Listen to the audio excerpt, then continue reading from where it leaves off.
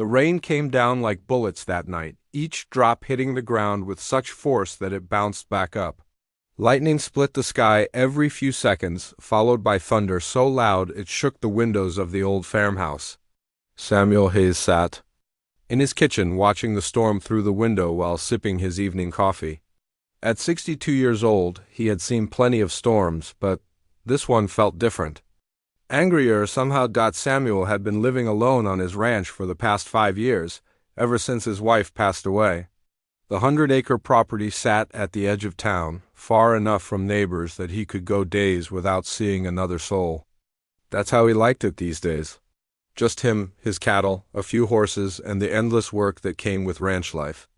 Work kept his mind busy and his hands moving, which was exactly what he needed. The thunder crashed again, and Samuel noticed his old dog. Rex wasn't on his usual spot by the fireplace. Strange, Rex hated storms and usually pressed himself against Samuel's legs whenever lightning struck. Samuel called out for him but got no response over the howling wind. Walking to the front door, Samuel grabbed his raincoat and stepped onto the covered porch. The rain was coming down sideways now, driven by winds that bent the old oak trees like they were made of rubber. He cupped his hands around his mouth and called for Rex again. This time, he heard a faint bark coming from the direction of the barn. Samuel pulled his hood tight and ran across the muddy yard, his boots splashing through puddles that had formed in just the last hour. The barn door was swinging wildly in, the wind banging against the frame with each gust. That door had been latched tight when he'd finished his evening chores. Someone or something had opened it. Inside the barn, Samuel found Rex standing guard over something in the corner. The dog's tail wasn't wagging, but it wasn't growling either. He was just standing there, looking down at whatever had caught his attention. Samuel grabbed a flashlight from the hook by the door and walked over to see what had Rex so concerned. What he found made his heart skip a beat. Curled up in a pile of hay was a boy, maybe 12 or 13 years old. He was soaking wet, his clothes hanging off his thin frame like they were 2 sizes too big. His dark hair was plastered to his head, and his lips had a bluish tint that Samuel recognized as the beginning stages of hypothermia. The kid was unconscious, his breathing shallow and labored. Samuel knelt down beside the boy, his mind racing. Where had this child come from? The nearest neighbor was 3 miles away, and there wasn't another house for miles beyond that. Weather like this, walking any distance would be nearly impossible for a grown man, let alone a kid who looked like he hadn't eaten a proper meal in weeks. The boy's clothes told a story that Samuel didn't want to read. The jeans were torn at both knees, not in the fashionable way kids wore them these days, but torn from falling or crawling. The t-shirt was so faded that Samuel couldn't make out what had once been printed on the front. Most telling were the shoes or what was left of them. The soles were separating from the tops, held together with what looked like electrical tape, but it was what the boy was clutching in his left hand that made Samuel's chest tighten. A photograph, protected in a clear plastic bag, showed a young woman with kind eyes and a gentle smile. She was wearing a yellow sundress and standing in front of what looked like a small apartment building. The woman had the same dark hair as the boy, and when Samuel looked closer, he could see they shared the same nose and chin. Samuel had seen enough. Questions could wait. Right now, this kid needed help, and fast. He slipped his arms under the boy's small frame, surprised by how light he was. The child couldn't weigh more than 80 pounds, far too little for someone his age. As Samuel lifted him, the boy's head rolled against his shoulder, and Samuel could feel how cold his skin was even through the wet clothes. Rex followed them across the yard, staying close as Samuel carried his unexpected visitor toward the house. The storm seemed to be getting worse, if that was possible. A tree branch crashed down just 20 feet away, and Samuel quickened his pace. Inside the house, Samuel headed straight for the guest bedroom. He hadn't used this room since his wife died, but he kept it clean and ready, just in case. The bed was made with fresh sheets, and there were clean towels in the adjoining bathroom. Samuel laid the boy on the bed and immediately began working to get him out of the wet clothes. The kid didn't stir even when Samuel had to lift his arms to pull the shirt over his head. That worried Samuel more than anything else. A healthy 12-year-old should wake up when strangers were undressing him. What Samuel saw when he removed the boy's shirt made his hands shake with anger. There were bruises on his ribs, some yellow and healing, others purple and fresh. A long, thin mark across his back looked like it had come from a belt or switch. Samuel had to stop and take a deep breath before continuing. He wrapped the boy in warm, dry towels and covered him with 2 thick blankets. Then he sat in the chair beside the bed and really looked at the child's face for the first time. Even unconscious and pale, Samuel could see that this was a good-looking kid. High cheekbones, thick eyelashes, and that stubborn chin that spoke of determination. But there were dark circles under his eyes that had nothing to do with being tired, and his cheeks were hollow in a way that spoke of too many missed meals. Samuel reached for the photograph that had fallen onto the bedside table. The woman in the picture looked young, maybe early 30s, with laugh lines around her eyes and a smile that reached all the way to her soul. She was the kind of person you'd trust immediately, the kind who probably gave great hugs and remembered everyone's birthday. The back of the photo had writing in careful cursive, "For my brave boy. Love, always, Mom." The date was from 3 years ago. Samuel felt his throat tighten. Where was this boy's mother now? And how had he ended up alone in a storm, carrying nothing but her picture? The boy's breathing was getting stronger, and some color was returning to his cheeks. Samuel decided to let him sleep and went to the kitchen to call Dr. Patterson, the town's only doctor.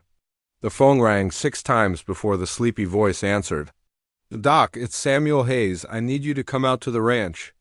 I've got a situation here." 20 minutes later, Dr. Patterson's headlights cut through the rain as he pulled into Samuel's driveway. The doctor was in his 70s, but still made house calls when needed. He examined the boy carefully while Samuel stood in the doorway. "Watching? He's malnourished and exhausted," Dr. Patterson said quietly. "Those bruises are concerning, but they're healing well. Whoever hurt this child, it wasn't recently. The hypothermia is mild. You got him inside just in time. He needs food, rest, and safety. Do you know who he is?" Samuel shook his head. "Found him in my barn during the storm. Just him and this picture of his mother." Dr. Patterson looked at the photograph and frowned. "Samuel, I think you need to call Sheriff Williams in the morning. This boy is someone's missing child, and there are people who need to know he's safe." After the doctor left, Samuel sat back down in the chair beside the bed. Outside, the storm was finally beginning to calm. But inside the house, Samuel's mind was spinning with questions. Who was this kid? How had he ended up here? And most importantly, what was Samuel supposed to do with him? The boy stirred slightly, mumbling something in his sleep that sounded like "sorry" repeated over and over. Samuel reached out and gently placed his hand on the child's forehead, the same way he used to comfort his own son during nightmares, back when his family was whole. "You're safe now," Samuel whispered into the quiet room. "Whatever happened before, you're safe now." The boy's breathing deepened, and for the first time since Samuel had found him, he looked peaceful. Tomorrow would bring questions and phone calls and decisions that Samuel wasn't sure he was ready to make. But tonight there was just a lost child sleeping safely in a warm bed, and an old rancher keeping watch over him like a guardian angel. The first thing the boy noticed when he woke up was the smell. Clean sheets, fresh air, something cooking in the distance that smelled like bacon and eggs. For a moment he lay perfectly still with his eyes closed, trying to remember the last time he'd woken up to good smells instead of the usual musty odor of whatever place he'd been sleeping. Then reality hit him like a punch to the gut. His eyes snapped open, and he bolted upright in the bed, his heart hammering against his ribs. This wasn't where he'd fallen asleep. The last thing he remembered was stumbling through the rain, looking for somewhere dry to wait out the storm. He'd found a barn and crawled into some hay, thinking he'd just rest for a few minutes. But this was a real bedroom. Clean white walls, a wooden dresser, and curtains that let in soft morning sunlight. The bed he was lying in had actual sheets and pillows, not just a blanket on the ground. Someone had found him. Someone had brought him inside. Panic flooded through his body like ice water. He threw back the covers and swung his legs over the side of the bed, ready to run. That's when he noticed his clothes were different. Instead of his wet, torn jeans and faded t-shirt, he was wearing clean pajamas that were only slightly too big for him. Someone had undressed him while he was unconscious. His breathing came faster now, short, quick gasps that made his chest tight. He had to get out of here now, before whoever found him decided what to do with him. Before the questions started. Before they called someone to come get him, the boy stood up on shaky legs and looked around for his clothes. He found them hanging on a chair by the window, clean and dry. His shoes were on the floor beside the chair, and someone had even tried to fix the sole that had been flapping loose. But most importantly, there on the dresser was the plastic bag with his mother's photograph inside. He grabbed the picture and clutched it to his chest, feeling his breathing slow down just a little. As long as he had this, he could handle whatever came next. Voices drifted up from downstairs. A man's voice, deep and calm, talking to someone else. The boy crept to the bedroom door and pressed his ear against it, trying to make out the words. Just a kid, Doc.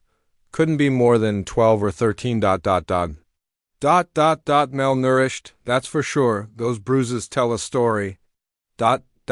Sheriff Williams is coming by this afternoon, Sheriff. They were calling the police. The boy's hands started shaking. Again, he had to leave now, before anyone official showed up. He'd learned the hard way that getting involved with authorities never ended. Well, for kids like him, he quickly pulled on his own clothes, wincing as the movement stretched the sore muscles in his back. His shoes felt strange on his feet, and when he looked down, he realized someone had put new insoles in them and reinforced the broken sole with something stronger than tape. The voices had moved away from the bottom of the stairs. Now was his chance. The boy eased the bedroom door open and peered out into the hallway. It was empty, with 3 other doors and a staircase leading down to what looked like a living room. He could hear the voices coming from what must be the kitchen, somewhere toward the back of the house, moving as quietly as possible. He crept down the stairs, testing each step before putting his full weight on it. Some of the boards looked old, and the last thing he needed was a creaking stair to give him away. He was almost to the front door when a voice behind him made him freeze. You don't have to run. The boy spun around to find a man standing in the doorway to the kitchen. He was older, maybe 60, with gray hair and kind eyes. He wasn't moving toward the boy, wasn't trying to block his escape route. He just stood there with his hands at his sides like he was trying not to scare a wild animal. I know you're frightened, the man continued in that same calm voice. But you're safe here. No one's going to hurt you. The boy's eyes darted between the man and the front door. He could make it. The man was too far away to stop him, and the boy had gotten good at running over the past few months, but something in the man's voice made him hesitate. There was no anger there, no irritation that the boy was trying to leave. Just understanding like he'd expected this exact thing to happen. My name's Samuel, the man said. Samuel Hayes, this is my ranch. I found you in my barn last night during the storm. The boy didn't respond, but he didn't run either. Samuel took that as a good sign. Are you hungry? Samuel asked. I made breakfast. Nothing fancy, just eggs and bacon, some toast. You don't have to eat it, but it's there if you want it. The boy's stomach chose that moment to growl loudly, betraying him. He hadn't eaten anything substantial in 2 days, just some stale crackers he'd found in a gas station dumpster. The smell of bacon was making his mouth water, but he knew better than to trust free food. There was always a price. Samuel seemed to understand his hesitation. Tell you what, he said. How about you just come sit at the table? You don't have to eat anything, and you don't have to talk to me. But that way you can see both doors, the front door and the back door. If you want to leave at any time, you can. It was a smart offer, and the boy knew it. Most adults tried to corner kids, make them feel trapped so they couldn't escape. But Samuel was giving him options, making sure he knew he wasn't trapped. Against his better judgment, the boy found himself nodding, Samuel's face broke into a small smile. Good, come on back to the kitchen. The kitchen was warm and bright, with windows that looked out over fields and pastures. The table was set for two, with plates of food that smelled better than anything the boy had eaten in months. Samuel gestured to one of the chairs, and the boy sat down carefully, making sure. He could still see both exits. I don't know your name, Samuel said as he sat down across from him, but I'm hoping you'll tell me when you're ready. The boy stared at the plate in front of him. 3 eggs, perfectly cooked, 4 strips of bacon, 2 pieces of toast with butter melting into the bread, a glass of orange juice and another glass of milk. It was enough food for 3 meals, at least by his recent standards. Go ahead, Samuel encouraged. Eat as much or as little as you want. The boy picked up a piece of bacon and took a small bite, ready to stop eating if it tasted wrong or made him sick. But it was perfect, crispy and salty, and exactly like bacon should taste. Before he knew it, he'd eaten the whole strip. Samuel was eating his own breakfast, not staring at the boy or asking questions. Just eating quietly and occasionally glancing out the window at his animals in the pasture. That's my horse Grace out there, Samuel said, pointing to a brown horse near the fence. She's getting old, like me. Doesn't do much except eat grass and enjoy the sunshine these days. The boy followed Samuel's gaze and saw the horse. She looked peaceful, content, safe. I've got some cattle too, Samuel continued. And a few chickens that think they own the place. My dog Rex, he's the one who found you last night. He's got a good nose for people who need help. By now, the boy had eaten half the food on his plate. His stomach felt fuller than it had in weeks, but he was fighting the urge to eat faster. He'd learned that eating too quickly after going without food could make him sick. Samuel seemed to notice his careful pace. Take your time, he said. There's no rush. And if you can't finish it all, we can save the rest for later. For the first time since waking up, the boy felt some of the tension leave his shoulders. Maybe Samuel really was different. Maybe this place really was safe, at least for now. When he felt like he couldn't eat another bite, the boy pushed his plate away and looked up at Samuel. The man was watching him with those kind eyes, waiting. Thank you, the boy whispered. It was the first time he'd spoken, and his voice came out rougher than he expected. Samuel's smile was gentle. You're welcome. What's your name, son? The boy hesitated for a long moment. Names had power. Once someone knew your name, they could find out other things about you. They could call people, make reports, send you back to places you didn't want to go, but Samuel had fed him without asking questions, had given him clean clothes and a safe place to sleep, had offered him escape routes instead of trying to trap him. Maybe, just maybe, he could trust this man with something as simple as a name. Tommy, he said finally. My name's Tommy.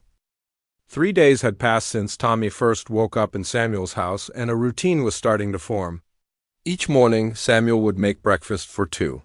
Tommy would eat carefully, always saving some food on his plate like he wasn't sure when the next meal would come. They'd work together around the ranch during the day, with Samuel teaching Tommy simple tasks like feeding the chickens and checking the water troughs. Evenings were quiet, with Samuel reading in his chair while Tommy sat on the couch, always holding his mother's photograph. Tommy still jumped at unexpected sounds. He still positioned himself near exits, but Samuel noticed small changes. The boy's shoulders weren't quite as tense. He'd started asking questions about the animals. Yesterday, he'd even laughed when one of the chickens stole a piece of bread right out of his hand. Samuel was starting to hope that maybe, just maybe, this kid was beginning to feel safe. He should have known it was too good to last. The third night started like the others. Samuel had made spaghetti for dinner, and Tommy had actually finished his entire plate instead of saving half. They'd watched an old Western movie together, with Tommy curled up on one end of the couch while Rex stretched across the middle. Samuel had felt something warm settle in his chest watching the boy pet the dog's ears. Around 10 o'clock, Samuel had shown Tommy to his room and said goodnight. The boy had seemed fine, maybe even a little sleepy. Samuel went to bed thinking, It had been a good day. He woke up at 2 in the morning to the sound of screaming. Samuel shot out of bed and ran down the hallway, his heart pounding. The screams were coming from Tommy's room, raw and desperate sounds that cut through the quiet house like a knife. Samuel threw open the door and flipped on the light. Tommy was sitting up in bed, his eyes wide open but not seeing anything in. The room, sweat soaked his pajamas and his whole body was shaking. He was screaming words that made Samuel's blood run cold. "Please don't make me go back. I'll be good, I promise. I won't eat so much. I won't ask questions." "Please," Samuel approached the bed slowly, his hands raised where Tommy could see them. "Tommy, you're safe. You're at the ranch. It's just a dream." But Tommy wasn't hearing him. He was somewhere else entirely, reliving something that had nothing to do with the peaceful bedroom where he now slept. "I didn't mean to break it. It was an accident. Please don't lock me in there again. I hate the dark. I hate being alone." Samuel felt tears stinging his eyes as he listened to the terror in the boy's voice. How many nights had Tommy lived through whatever he was dreaming about? How many times had he been locked away as punishment for things that weren't his fault? "Tommy," Samuel said more firmly, sitting on the edge of the bed. "Son, you need to wake up. You're having a nightmare."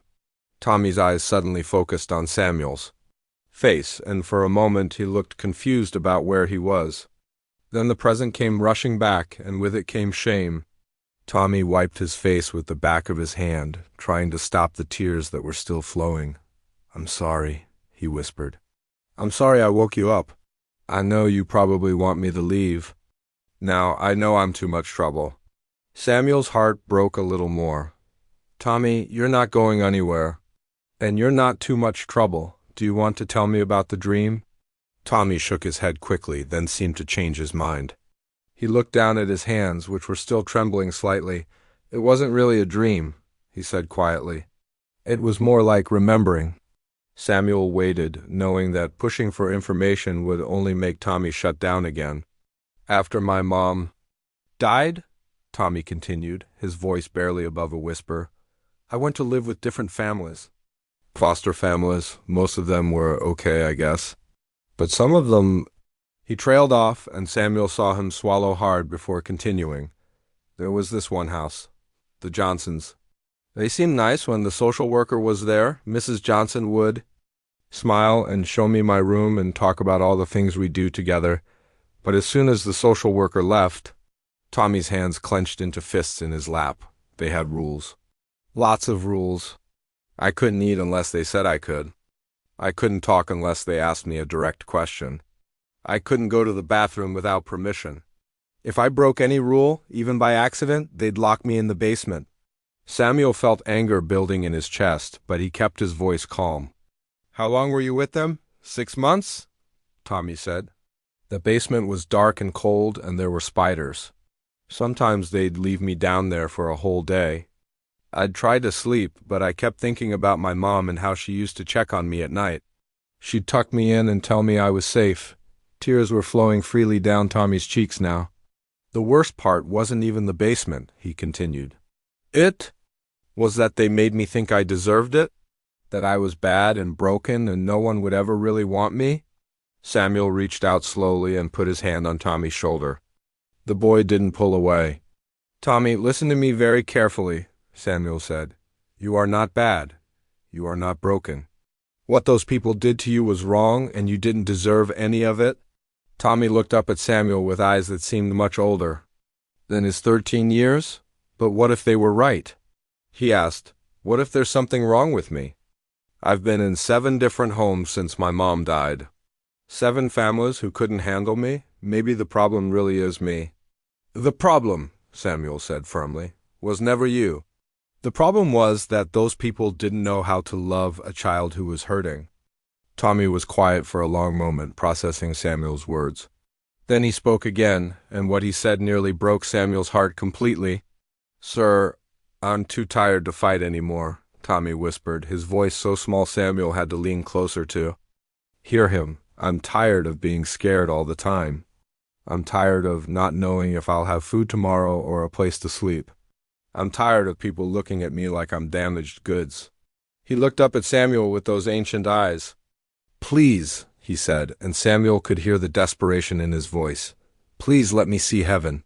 I don't mean dying or anything like that. I just mean, could I please just stay somewhere where people are kind? Where I don't have to be afraid? All the time? Where someone might actually want me around?" Samuel felt his own tears starting to fall.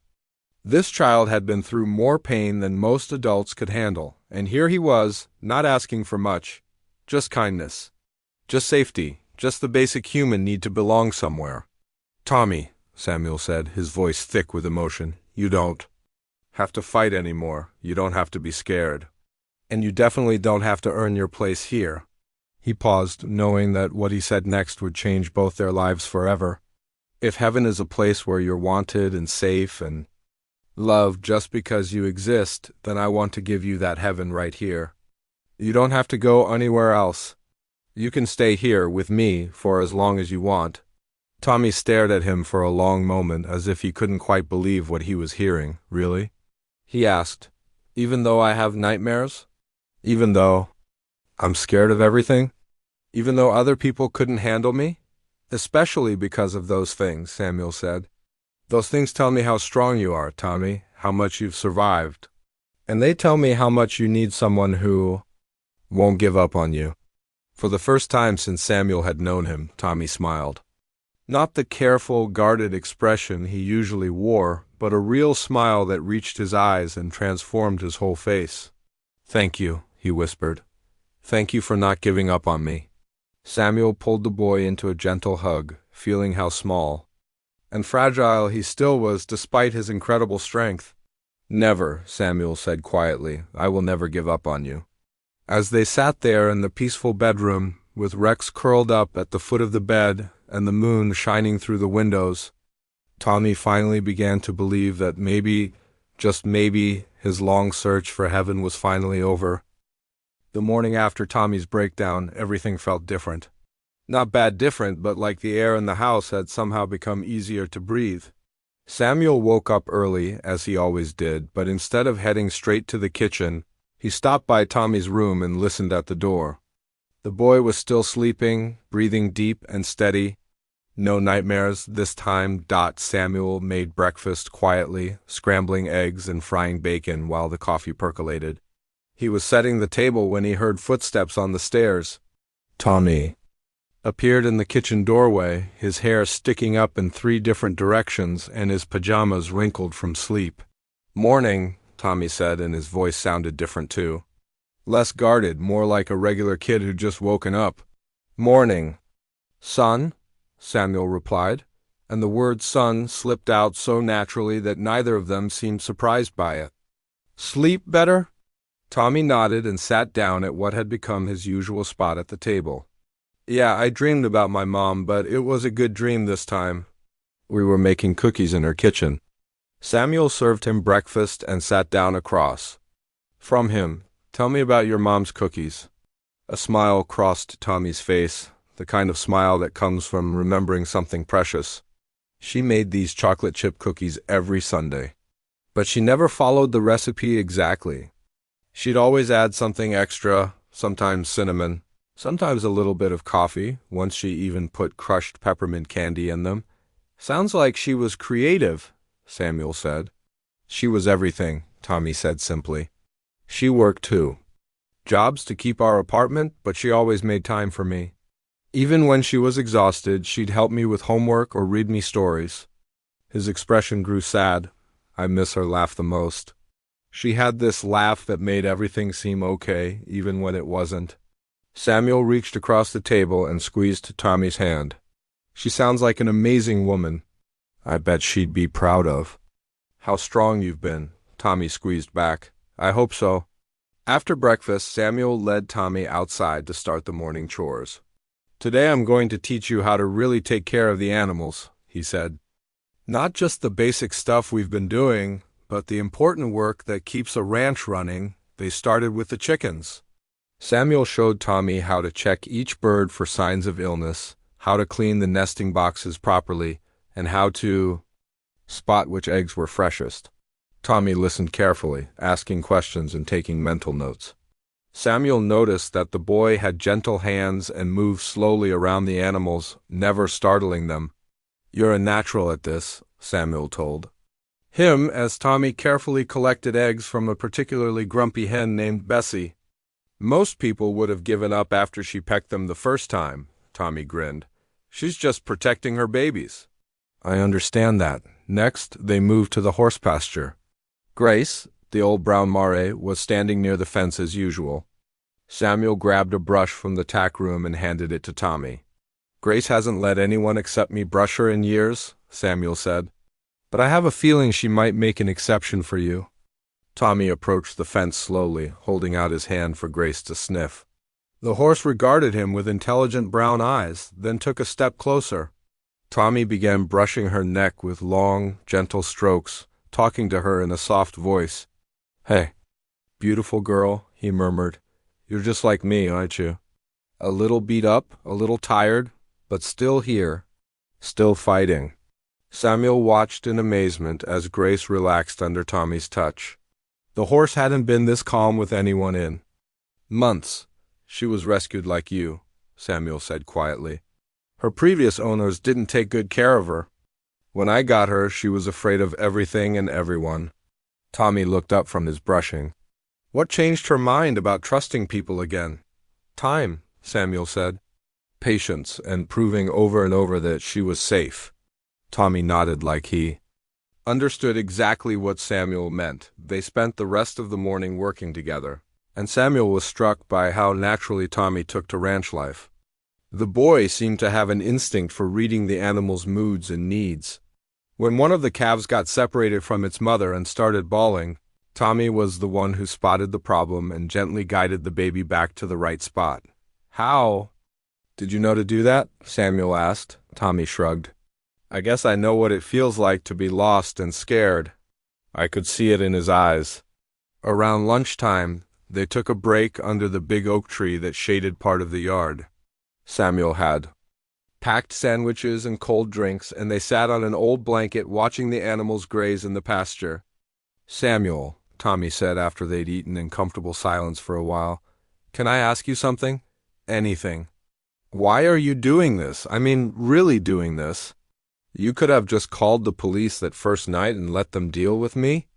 Instead, you're teaching me things and treating me like—" He paused, searching for the right words. "Like family?" Samuel suggested. Tommy nodded. "Yeah, why?" Samuel was quiet for a moment, thinking about how to explain something he wasn't entirely sure he understood himself. "You remember how I told you my wife died 5 years ago?" He finally said. "Yeah. What I didn't tell you was that we had a son? His name was David. He died in a car accident when he was 16, about 10 years ago." Tommy's face grew serious. "I'm sorry. That must have been awful." "It was the worst thing that ever happened to us," Samuel said. "After David died, my wife and we tried to go on, but the sadness was too big. She got sick a few years later. And I think part of her was just tired of fighting through the pain every day." Tommy reached over and took Samuel's hand, the same way Samuel had comforted him that morning. "When I found you in that barn," Samuel continued, "something inside me woke up that had been sleeping for a long time. You reminded me what it felt like to have someone to take care of, someone who needed me." "So I'm like a replacement for your son?" Tommy asked, and Samuel could hear the worry in his voice. "No," Samuel said firmly. "You're not a replacement for anyone. You're just Tommy, and that's exactly who I need you to be. David will always be my son, and nothing will ever change that. But there's room in my heart for both of you." Tommy was quiet for a long time, processing this information. Finally, he spoke. "At the Johnson house, they used to tell me I was lucky they took me in because nobody else would want a broken kid. But you make me feel like maybe I'm not broken. Maybe I'm just hurt, and hurt things can heal, right?" Samuel felt his throat tighten with emotion. "That's exactly right, son. Hurt things can absolutely heal, especially when they're given love and time and safety." That afternoon, they worked on fixing a section of fence that had been damaged in the storm. Samuel showed Tommy how to use the tools properly and safely, treating him like a capable partner rather than just a kid who was in the way. Tommy caught on quickly, and soon they were working in rhythm, Samuel holding the post steady while Tommy hammered in the nails. "You know," Samuel said as they worked, "I've been thinking about enrolling you in school. There's a good school in town, and you'll need to catch up on your education." Tommy's face went pale. "What if the other kids ask questions about where I came from? What if they find out about the foster homes and everything?" "Then you tell them as much or as little as you want," Samuel said. "Your story is yours to share, not theirs to demand. And if anyone gives you trouble, they'll have to answer to me." Tommy smiled at that. "You'd really stick up for me." "Try me," Samuel said with a grin as the sun started to set. They finished their work and headed back to the house. Tommy was dirty and tired, but there was something different about the way he carried himself. His shoulders were straighter. His steps were more confident. He looked like a kid who belonged somewhere. That evening, as they sat on the porch watching the stars come out, Tommy spoke up. "Samuel, thank you for giving me a chance to heal. I promise I'll work hard and try to be the kind of son you can be proud of." Samuel put his arm around the boy's shoulders. "Tommy, you already are." 2 weeks had passed since Tommy's nightmare, and life on the ranch had settled into a peaceful rhythm. Tommy was helping Samuel repair the barn roof when they heard a car coming up the long gravel driveway. Both of them stopped what they were doing and looked toward the road. A white sedan was making its way toward the house, dust kicking up behind it. Tommy's face went pale, and his grip tightened on the hammer he was holding. "It's okay," Samuel said quietly, climbing down from the ladder. "Whatever this is, we'll handle it together." The car pulled up in front of the house, and a woman in a business suit got out. She was carrying a briefcase and had the look of someone who dealt with difficult situations for a living. Samuel recognized the type immediately. Government worker, probably from social services. Tommy had climbed down from the roof and was standing close behind Samuel, using the older man's body as a shield. His breathing had gotten faster, and Samuel could feel the boy's fear like electricity in the air. The woman walked toward them with a professional smile that didn't reach her eyes. "Mr. Hayes? I'm Linda Rodriguez from Child Protective Services. I'm here about Tommy Walsh."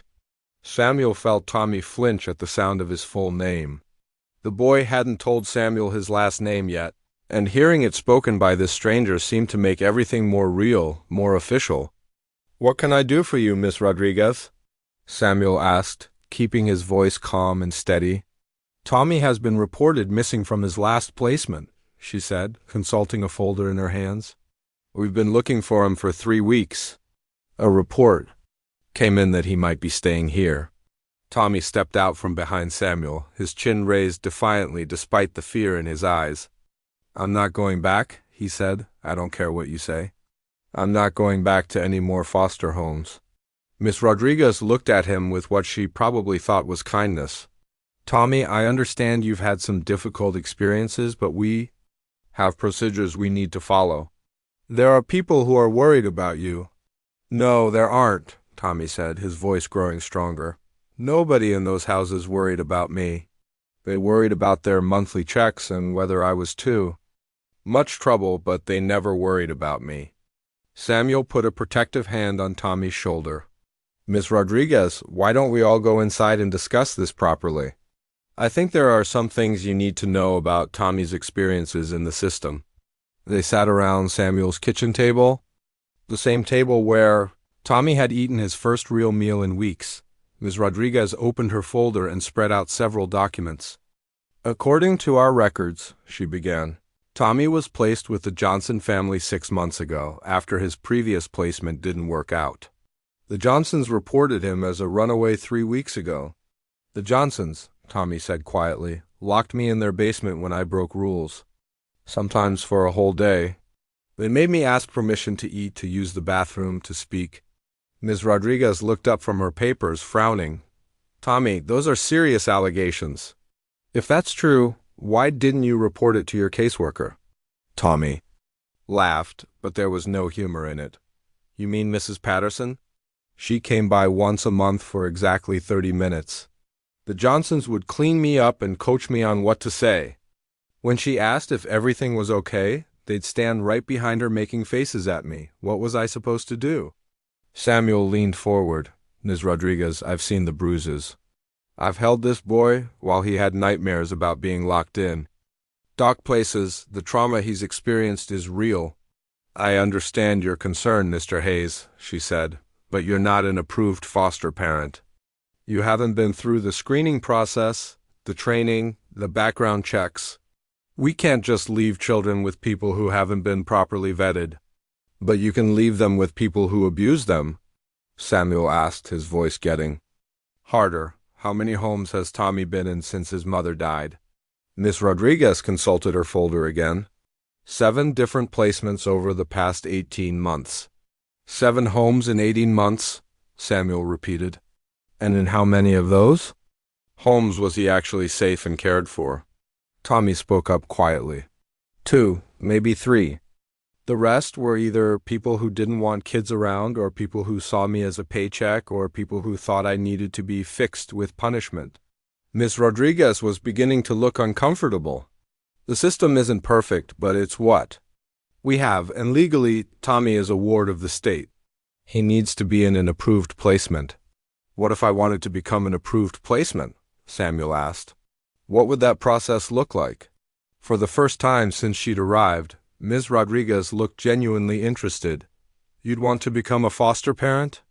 I'd want to adopt Tommy, Samuel said simply. If he wants that too, Tommy's head snapped up, his eyes wide. They hadn't talked about adoption specifically, just about staying together. Hearing Samuel say it out loud made it feel real and possible in a way that scared and excited Tommy at the same time. The adoption process is lengthy, Ms. Rodriguez said. Background checks, home studies, psychological evaluations, training, courses. It can take months, sometimes over a year. I have time, Samuel said. The question is, does Tommy have time? How many more placements will you put him through while we wait for paperwork? Ms. Rodriguez looked at Tommy, really looked at him for the first time since she'd arrived. She saw a boy who was sitting up straight, whose eyes were clear and alert, who looked healthier than he had in any of the photos in his file. Tommy, she said, do you want to stay here with Mr. Hayes? More than anything, Tommy said without hesitation. He's the first adult who's ever made me feel safe, the first person who's treated me like I matter. And you, Mr. Hayes, you understand what you'd be taking on? Tommy has experienced significant trauma. He'll need therapy, possibly for years. There will be challenges. Samuel looked at Tommy, saw the hope and fear warring in the boy's expression. Ms. Rodriguez, 3 weeks ago, I was a lonely old man counting down the days until I died. This boy gave me a reason to live again. Whatever challenges come, we'll face them together. Ms. Rodriguez was quiet for a long moment, weighing options and probably thinking about policies and procedures. Finally, she spoke. I'm going to make an exception, she said. I'm going to recommend that Tommy remain in your care while we fast-track your application to become his legal guardian. But there will be conditions. What kind of conditions? Samuel asked. Weekly visits from a social worker. Tommy will need to start therapy within the next month. He'll need to be enrolled in school. And Mr. Hayes, you'll need to complete the foster parent training program while the adoption paperwork is being processed. Tommy reached over and grabbed Samuel's hand. You'd really do all that? The classes and the visits and everything? Son, Samuel said, I'd do anything to make sure you never have to be scared again. Ms. Rodriguez started packing up her papers. I'll need to interview some references, do a preliminary home inspection, run background checks. It won't be easy. Or quick. Nothing worth having ever is, Samuel said as they walked her to her car. Ms. Rodriguez turned to Tommy one more time. You know, I've been doing this job for 15 years, and I've seen a lot of kids go through the system. Most of them don't get happy endings. What makes you think this will be different? Tommy asked. She smiled, and this time it was real. Because I just watched a man volunteer to rearrange his entire life for you, and I watched you light up like a Christmas tree when he said he wanted to adopt you. That's not something you see every day? After she drove away, Tommy and Samuel stood in the yard for a long time, neither of them speaking.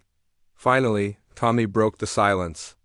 Are you sure about this? Really sure? Because once we start the process, there's no going back. You'll be stuck with me. Samuel put his arm around the boy's shoulders. Tommy, I've never been more sure of anything in my life. You're not a burden I'm taking on. You're the son I thought I'd never have again. Tommy leaned against Samuel's side, feeling something he'd thought was lost forever, the sense of belonging somewhere, to someone. I love you too, he whispered, and for the first time in years, the future looked bright. The next 2 months were the hardest and most hopeful of Tommy's life. Every day brought new challenges as Samuel navigated the complicated world of adoption paperwork, background checks, and government requirements. But every day also brought small victories that reminded both of them why they were fighting so hard to stay together. The first challenge came just 3 days after Miss Rodriguez's visit.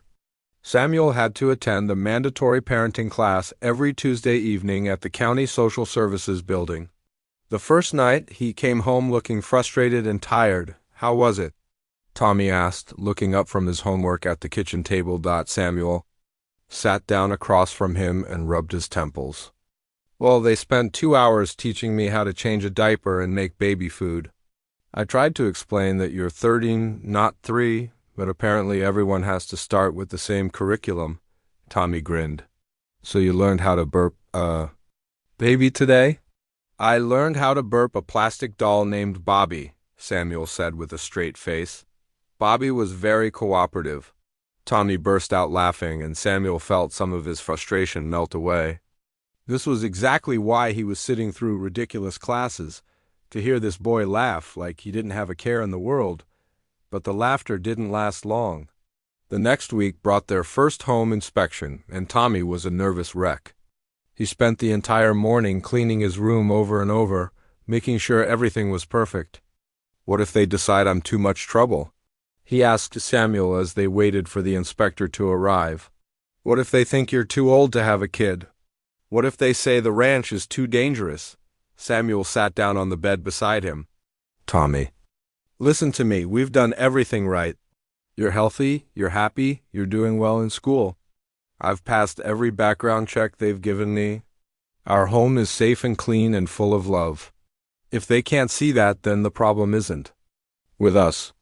The inspector, a stern woman named Mrs. Carter, spent 3 hours going through every room in the house with a clipboard. She checked the smoke detectors, tested the water temperature, measured the distance between the stair railings, and asked hundreds of questions. Where does the child sleep? She asked, even though she was standing in Tommy's bedroom. Right here, Samuel said patiently. This has been his room since he arrived. And where do you keep cleaning supplies? Locked in the laundry room cabinet, away from children. What's your plan if there's a fire? Tommy spoke up. 2 ways out of every room, meet at the big oak tree in the front yard and call 911 from the neighbor's house. Mrs. Carter made a note on her clipboard, and Tommy couldn't tell if it was a good note or a bad note. The worst part came when she asked to speak with Tommy alone. Samuel squeezed the boy's shoulder and left them in the living room.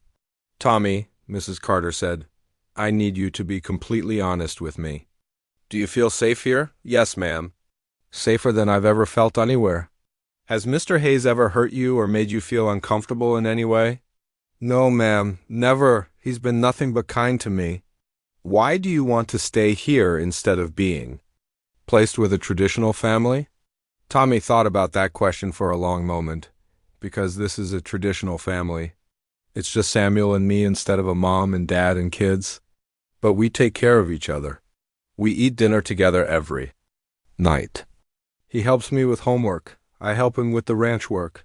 When I have nightmares, he sits with me until I feel better. When he gets sad about his wife and son who died, I make him tea and we look at photo albums together. Mrs. Carter's expression softened slightly. You take care of each other. Yes, ma'am. That's what families do. After she left, Samuel and Tommy waited anxiously for her report. It took a week, but when it came, it was better than they had hoped. Mrs. Carter recommended that Tommy remain in Samuel's care. Noting that the boy appeared well-adjusted, healthy, and genuinely happy, and that Samuel provided a stable, loving environment conducive to the child's continued healing and development. But just when things seemed to be going smoothly, Tommy hit a wall at school. He'd been doing well in his classes, catching up on the education he'd missed during his months of moving between homes. His teachers liked him, and he'd even made a friend, a quiet boy named Jake who also lived on a farm outside town. Then one day, Tommy came home with a black eye and scraped knuckles. Samuel was feeding the horses when he saw Tommy walking up the driveway, and he immediately knew something was wrong. The boy's shoulders were hunched, and he was walking like he was trying to make himself invisible. "What happened?" Samuel asked, dropping the feed bucket and hurrying over to him. "Got in a fight," Tommy mumbled, not meeting Samuel's eyes. "Who did you fight with, and why?" Tommy was quiet for a long moment. "Some older kids, 8th graders. They found out about my mom dying and about me being in foster care. They started saying things." "What kind of things?" Tommy's hands clenched into fists. "They said I was probably a troublemaker, and that's why nobody wanted to keep me. They said you were only taking me in for the money the state pays you. They said I'd probably end up in jail like most foster kids do." Samuel felt anger rising in his chest, but he kept his voice calm. "And what did you do?" "I told them they were wrong.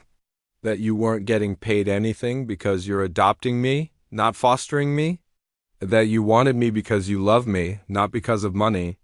Tommy looked up at Samuel with fierce eyes. "But they kept saying worse things about my mom, about how she probably didn't really love me if she died and left me alone." Samuel's heart broke a little. "Oh, Tommy." "I know they were just being mean," Tommy continued, "but I couldn't let them talk about my mom like that. So I hit the biggest one, and then they all jumped on me." Samuel examined Tommy's injuries carefully. The black eye was impressive, but there was no serious damage. "Are you in trouble with the school? Suspended for 3 days?" "But so are they, and for longer because they started it. The principal said witnesses told her they were picking on me." That evening, Samuel called the school to get the full story. The principal, Mrs. Henderson, explained that Tommy had been defending himself against 4 older boys who had been bullying him for weeks. "Mr. Hayes," she said, "I want you to know that Tommy showed remarkable restraint. These boys had been making his life miserable, and he only fought back when they started making cruel comments about his deceased mother. Frankly, I'm impressed he lasted as long as he did before defending himself." "What happens now?" Samuel asked. "The other boys will face more serious consequences. This isn't their first incident. As for Tommy, I think 3 days at home might actually be good for him. He's been under a lot of stress trying to prove himself academically and socially. A little break might help." After Samuel hung up, he found Tommy sitting on his bed staring at the photograph of his mother. "You know what those boys said isn't true, right?" Samuel said, sitting down beside him. "I know," Tommy said quietly. "But sometimes, late at night, I wonder if my mom really would be proud of me. I've done things I'm not proud of since she died. I've lied and stolen food when I was hungry and said things to social workers that weren't completely true because I was scared." Samuel was quiet for a moment, choosing his words carefully. "Tommy, your mom loved you more than anything in the world. That's obvious from the way you talk about her, from the way you carry her picture everywhere, from the values she taught you that still guide you today." "But what if—" "No what ifs," Samuel interrupted gently. "Your mom would be proud of you for surviving everything you've been through. She'd be proud that you still have the courage to defend her memory. She'd be proud that you're working hard in school and helping me on the ranch and learning to trust people again." Tommy leaned against Samuel's shoulder. "I miss her so much. Sometimes it feels like I can't breathe." "I know. I miss my wife and son the same way. But you know what I've learned? The people we love never really leave us. They live on in the ways they changed us, in the love they gave us that we can now give to others." They sat in comfortable silence for a while, both of them thinking about the people they'd lost and the new family they were building together. "Samuel," Tommy said finally. "Yeah?" "Thank you for fighting for me." I know this adoption stuff is hard and frustrating, and you could probably have an easier life without all this paperwork and inspections and drama. Samuel hugged the boy closer. Tommy, fighting for you isn't hard. It's the easiest thing I've ever done, because you're worth fighting for. The next morning, Tommy's suspension began, but instead of treating it like a punishment, Samuel decided to make it special. They spent the day working together on a project they'd been planning, building a treehouse in the old oak tree dot as they hammered boards and measured angles. Tommy seemed to shake off the sadness from the day before. He was back to asking questions about everything and making Samuel laugh with his observations about the chickens' personalities. You know, Tommy said as they took a lunch break in the shade, I used to think hope was just pretending things would get better when you knew they wouldn't. But now I think hope is actually believing that good things are possible, even when you can't see them yet. Samuel smiled at the boy's wisdom. And do you have hope now? Tommy looked around at the ranch, at the animals grazing peacefully, at the house where he felt safe, at the man. Spring arrived on the ranch like a gentle promise that better days were coming. Tommy had been living with Samuel for 4 months now, and the adoption paperwork was finally moving through the system. More importantly, both of them were beginning to believe that this new life they were building together was real and permanent. The change in Tommy was remarkable. Gone was the scared, jumpy boy who had collapsed in Samuel's barn during that terrible storm. In his place was a confident 13-year-old who woke up each morning excited about the day ahead. His nightmares had become rare, and when they did happen, he no longer apologized for them or tried to hide his fear, the morning that would later become one of Tommy's favorite memories started like any other. Samuel was making pancakes while Tommy fed Rex scraps of bacon under the table, thinking Samuel couldn't see him. You know, I can see you giving that dog my bacon, right? Samuel said without turning around from the stove. Tommy grinned. Rex has been extra good lately. He deserves bacon. Rex is always extra good when there's food involved, Samuel replied, flipping a pancake with practiced ease. Speaking of which, after breakfast, I want to show you something special. What kind of special? The kind you'll have to wait and see. After they finished eating, Samuel led Tommy out to the back pasture where a small brown and white calf was, standing close to its mother. The calf couldn't have been more than a few days old, with wobbly legs and curious eyes. She was born 3 days ago, Samuel explained. I've been waiting for the right moment to introduce you to. Tommy approached the fence slowly, the way Samuel had taught him to move around new animals. The mother cow watched him carefully but didn't seem alarmed.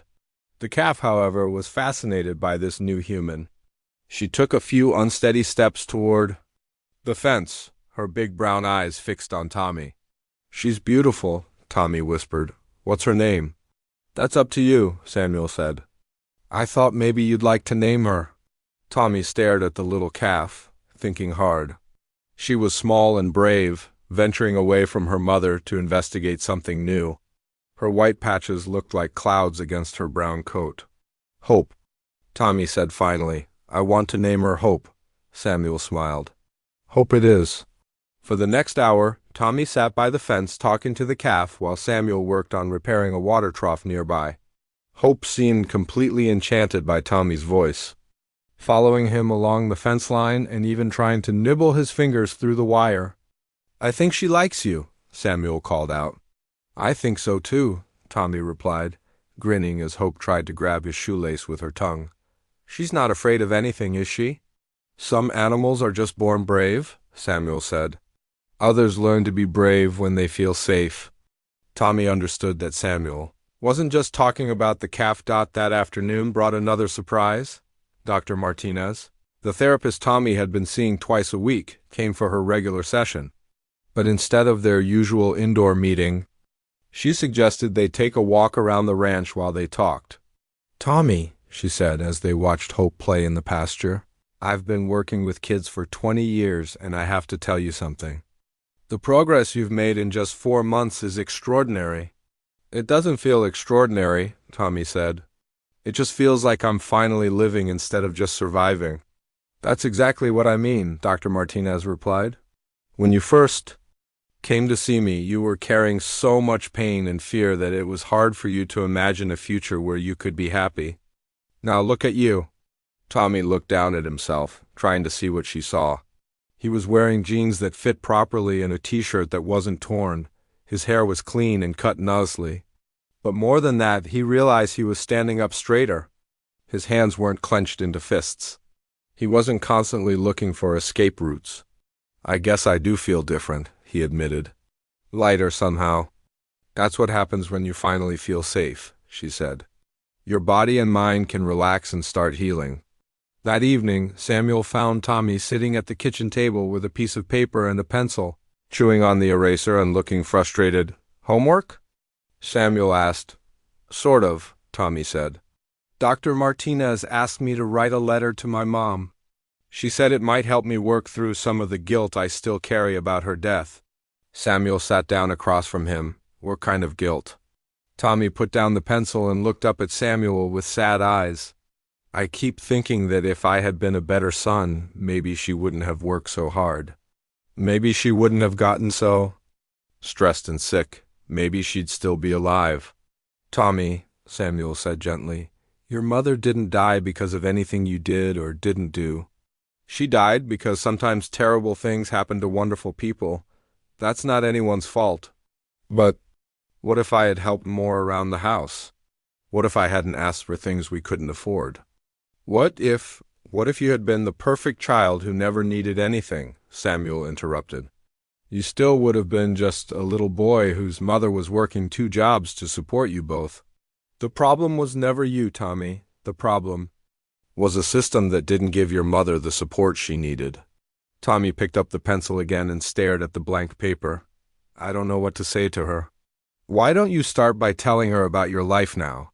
Samuel suggested. "Tell her about Hope the calf, and about school, and about how you're learning to trust people again."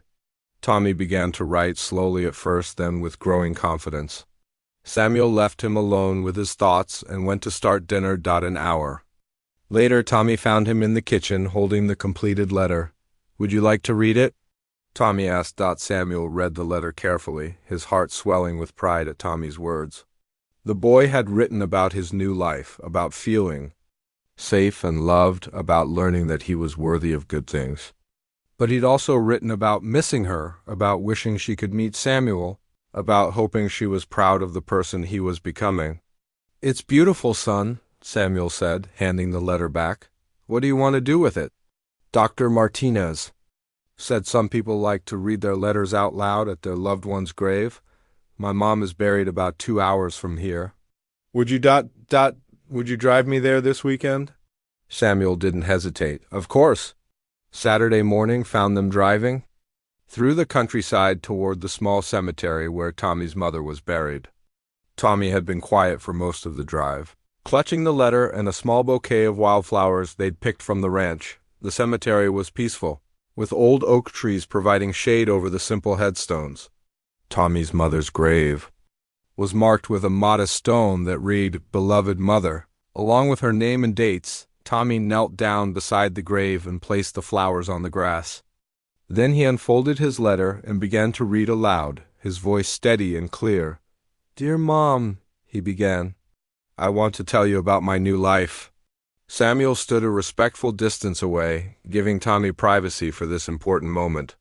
As he listened to the boy's words of love and healing, Samuel felt grateful for the journey that had brought them together. When Tommy finished reading, he sat quietly for a few minutes, just being close to his mother's memory. Finally, he stood up and walked back to Samuel. "How do you feel?" Samuel asked. "Peaceful," Tommy said. "Like I finally got to tell her all the things I wanted her to know." On the drive home, Tommy was more talkative than he'd been all day. "Samuel," he said as they turned onto the ranch road, "I want to do something special this summer." "What's that?" "I want to plant a garden. A really big one with all my mom's favorite flowers." She loved sunflowers and zinnias and marigolds.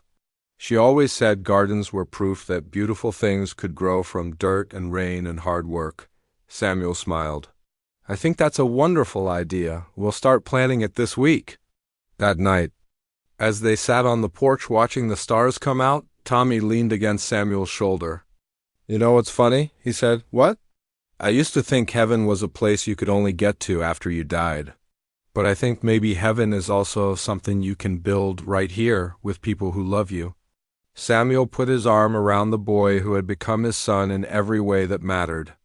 I think you're absolutely right, he said. And I think we're building it together, one day at a time.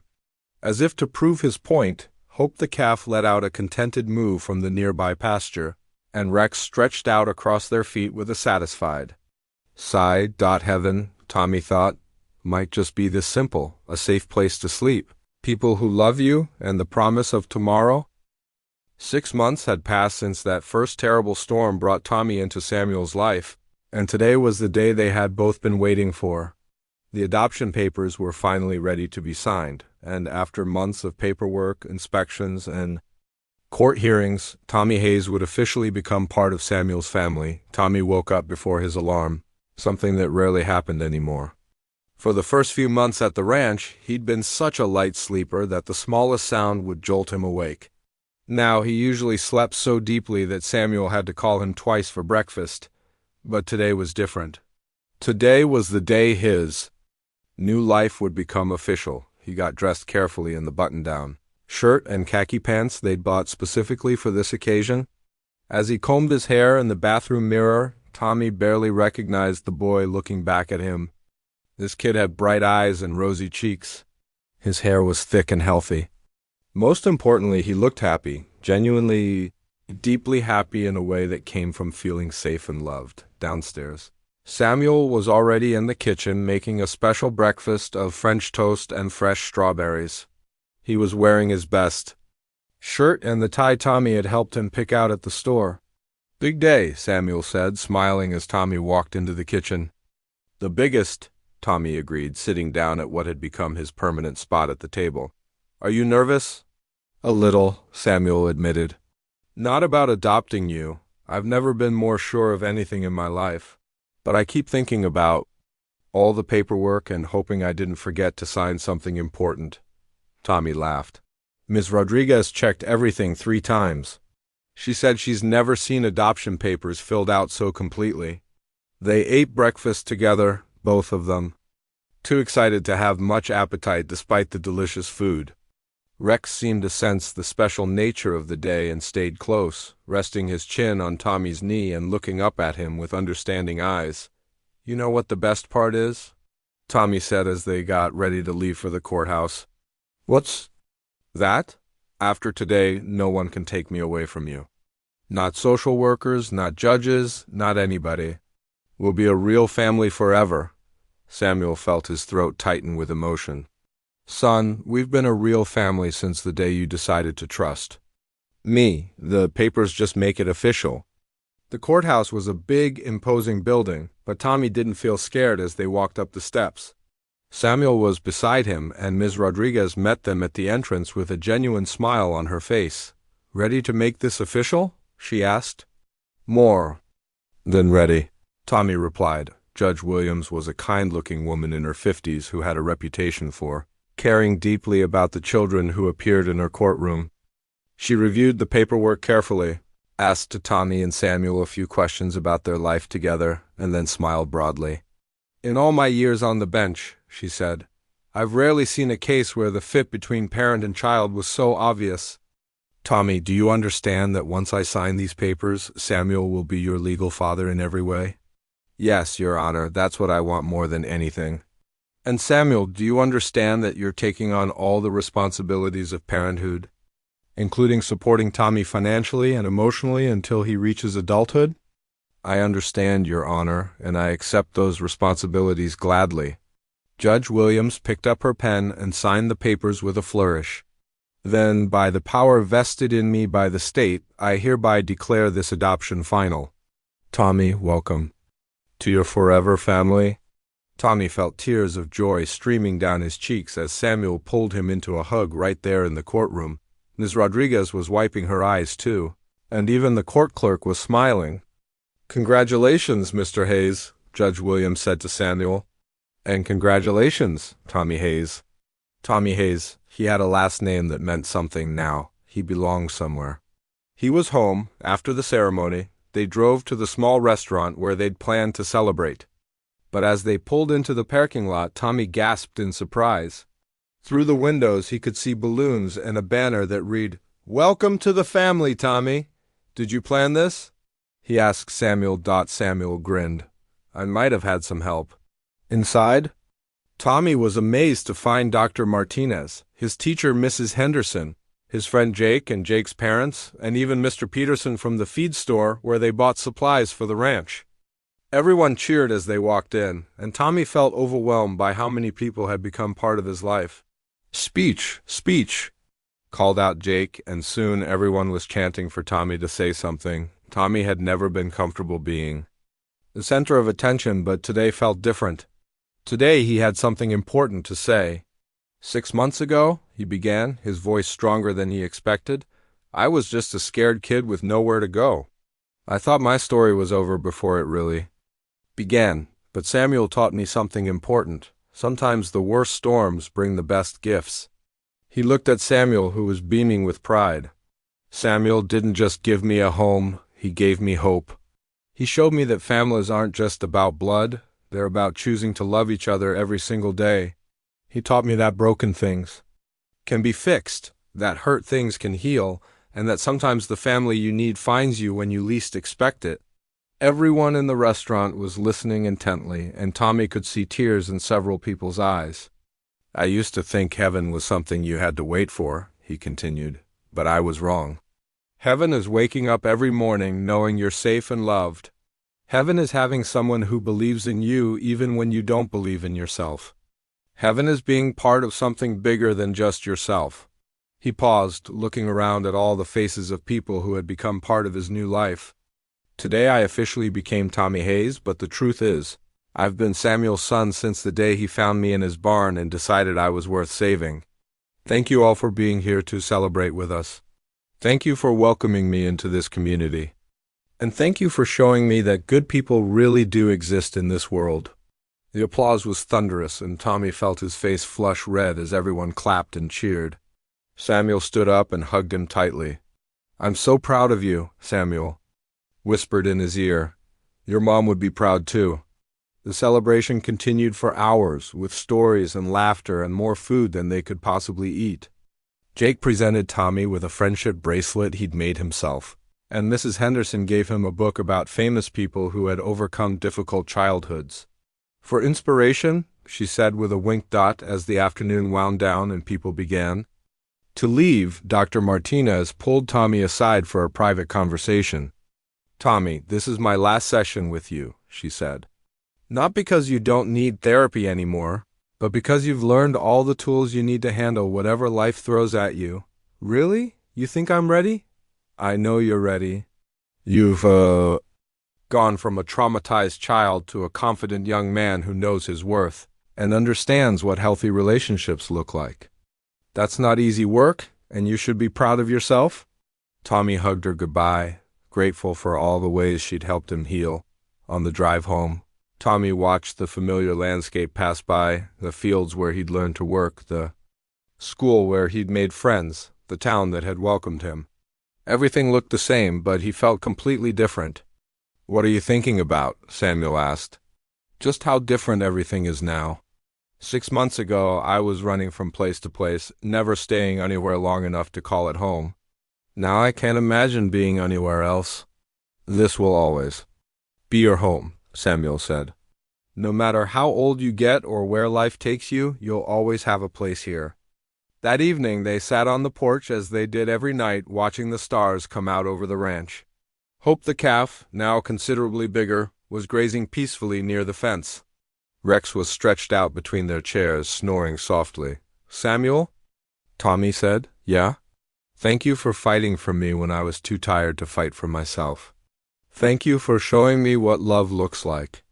And thank you for proving that happy endings really do exist." Samuel reached over and squeezed Tommy's hand.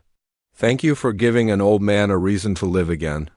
Thank you for filling this house with laughter. And thank you for teaching me that the best families are the ones we choose." As they sat in comfortable silence, Tommy thought about the long journey that had brought them to this moment.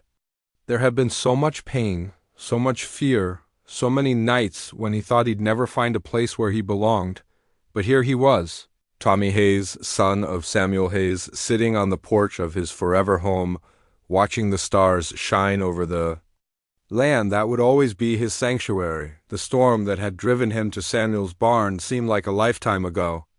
Now he understood that sometimes storms don't come to destroy things. Sometimes they come to wash away what's broken so something beautiful can grow in its place. Tommy smiled as he watched a shooting star streak across the sky. He didn't need to make a wish. Everything he'd ever wanted was already right here, in this perfect moment, in this heaven they'd built together on earth.